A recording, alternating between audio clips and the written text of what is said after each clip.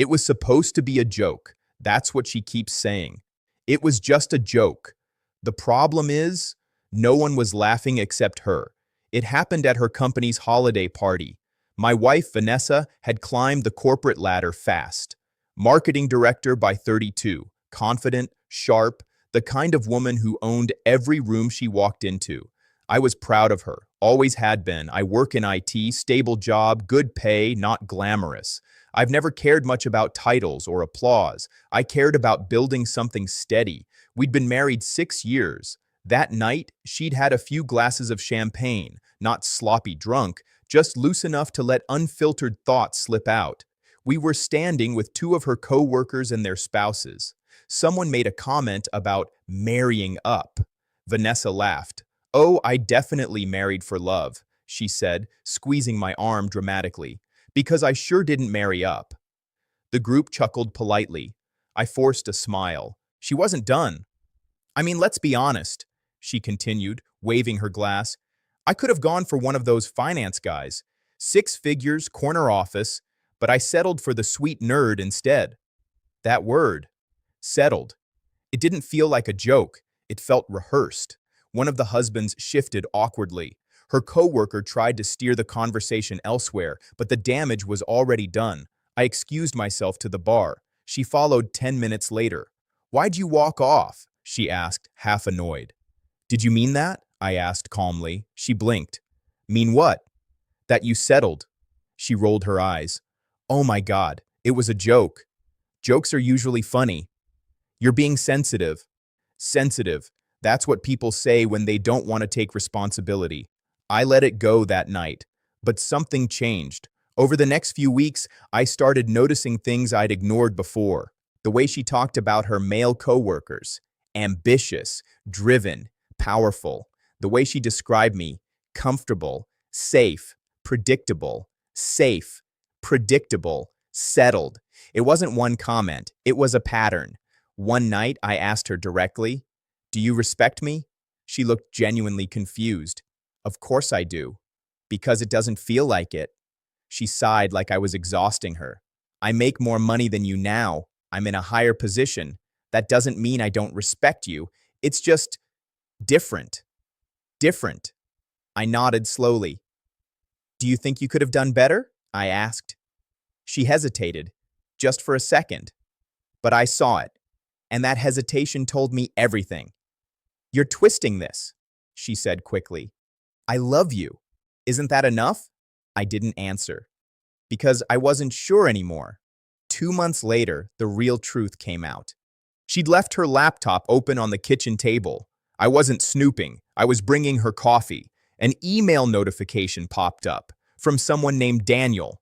Subject line, "Last night was dangerous." My chest tightened. I shouldn't have looked, but I did. It wasn't explicit, but it didn't have to be. I can't stop thinking about what you said.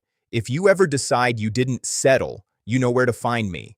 Below that, sometimes I wonder what my life would look like if I'd chosen ambition over comfort. Her reply, "Careful, you're going to get me in trouble."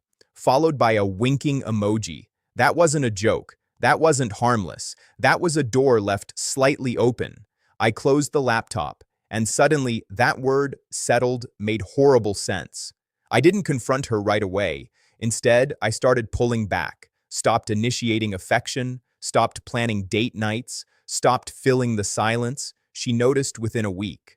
"Why are you being distant?" she asked one evening. "Am I?"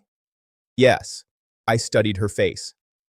"Do you want someone more ambitious?" I asked plainly. She froze. "Where is this coming from?" "Answer the question." She looked frustrated. "I want you." "That's not what I asked." Silence. Then she said it.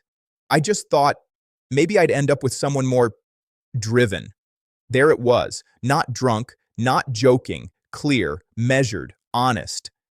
"And you think you settled?" I said. She ran a hand through her hair. "I didn't mean it like that." "But you meant it." Her eyes started to water. "I love you," she insisted. "I chose you." "Did you?" I asked quietly. "Or was I just the safe option?" That broke her composure. "I didn't cheat on you," she shouted. I held her gaze. "You didn't have to." Emotional infidelity doesn't start in a bed. It starts in comparisons, in quiet fantasies, in what ifs. That night, I slept in the guest room.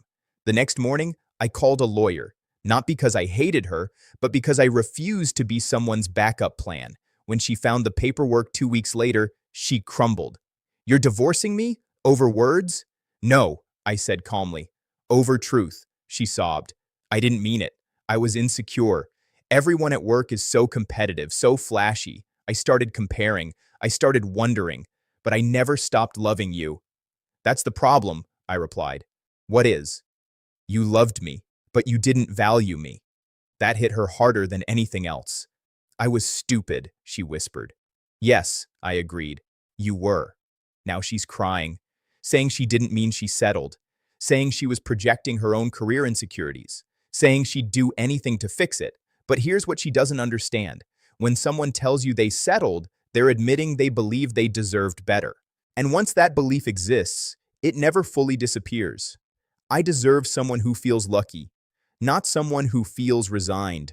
The divorce isn't finalized yet. She's still hoping I'll change my mind. Maybe she truly regrets it. Maybe she doesn't. But I know this much. I would rather be alone than be someone's compromise. And the next time someone stands next to me at a party, I want them to look at me like they won, not like they accepted a consolation prize.